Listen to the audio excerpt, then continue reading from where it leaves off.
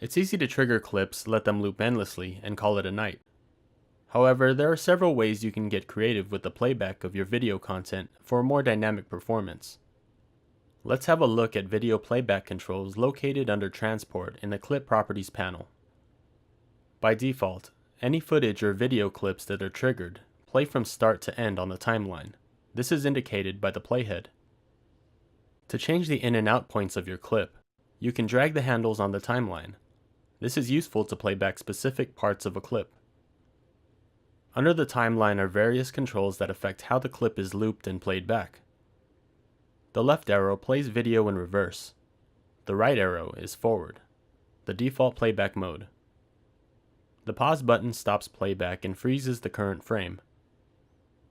The fourth button is used for random playback, and the frequency of this can be changed by adjusting the speed parameter. The next set of buttons are the different playback and loop modes available. This circular button is the default loop mode. Video content plays until the end and starts back from the beginning. The two arrows are the bounce mode. When the clip reaches its end, it plays in reverse and then forward again. The single arrow is the play once mode. The clip plays once until the end and is then ejected. The last playback mode is play once and hold. After a clip is done playing, it'll freeze itself on the last frame. The last three buttons are reserved for trigger behavior. By default, when a clip is triggered, it is played from the beginning. This is indicated by the current highlighted button, Restart. If you prefer that a clip plays back from the point in time when it was ejected, you can enable the Continue button. Keep an eye on the playback position of this clip when we eject it. When we trigger it again, notice that the playback position is exactly where it left off when it was ejected. The last button is the Relative Trigger mode. What this does is use the playback position of the previous clip when triggering a new one. Pay attention to the playback position of the current clip. When we trigger a new clip, notice that the playback continues where the previous clip ended.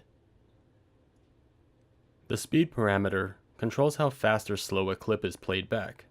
As mentioned earlier, this also controls how frequently random playback occurs. One feature that can be used for improvisation is video scratching. Click and hold on the playhead and move your cursor back and forth at any position on the timeline.